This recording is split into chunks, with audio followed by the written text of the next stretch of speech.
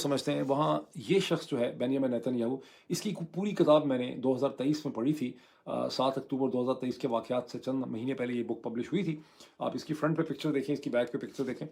और जब आप इसको पढ़ते हैं तो आपको पता चलता है कि बेंजामिन नेतन्याहू जो हैं वो अपने आप को किंग डेविड के रोल में देख रहे हैं। वो ये समझते हैं कि मैं अगर ईरान को भी रजीम चेंज कर दूं, पूरे मशरक़ वस्ता की मैं ख़त्ता चेंज कर दूंगा, तो इन्फ्लुएंस के पॉइंट ऑफ व्यू से इसराइल ग्रेटर इसराइल की शक्ल में इमर्ज करेगा और किंग डेविड की जो एम्पायर थी वो खड़ी हो जाएगी। एक्चुअली किंग डेविड की एम्पायर जो प्रिमिटिव मेडिवल जिसका बिब्लिकल या कुरान में जिक्र होता है, वो कभी भी इतनी बड़ी नहीं थी जितना इस वक्त मॉडर्न इसराइल का असर रसूख है। लेकिन उनका ख्याल है कि अगर ईरान गिर जाता है तो मैं एक तरह से किंग डेविड की री इनकारनेशन जो है मैं यहाँ पे बन जाऊँगा खित्ते में। इसको ज़हन में रखिए। अच्छा, अब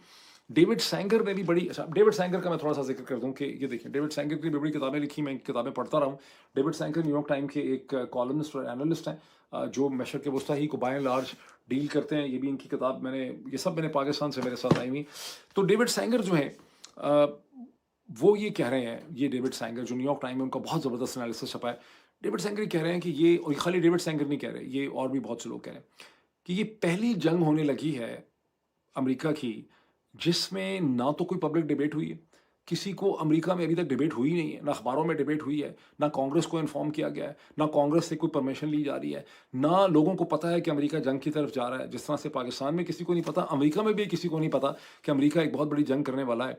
और इसमें कोई पॉलिटिकल गोल सेटल नहीं किए गए कि इसमें से हमने हासिल क्या करना है, ये जंग हमारी है ही क्यों है, ये हम जंग क्यों कर रहे हैं, इसमें से हमें क्या मिलेगा, ईरान की हमारे से क्या दुश्मनी है, और ना ही इसके कॉन्सिक्वेंसेस के इससे इस खत्ते के ऊपर किस किस्म के असरात मुरतब होंगे। क्या अगर ईरान का रजीम अगर ईरान का रजीम गिर गया तो फिर किस किस्म की डिस्टेबलाइजेशन होगी, क्या वहाँ पे पेरिफेरल फोर्सेस हो जाएंगी, क्या वहाँ पे सेपरेटिस्ट फोर्सेस होंगी, क्या वहाँ पे कोई और रिप्लेसमेंट आ सकेगी हुकूमत की, और अगर इमरान की हुकूमत इस जंग के बाद भी ना गिरी तो फिर वो किस किस्म का ब्रूटल रजीम होगा जो इसको सर्वाइव करने के बाद फिर वहाँ अपने लोगों के साथ वो क्या करेगा।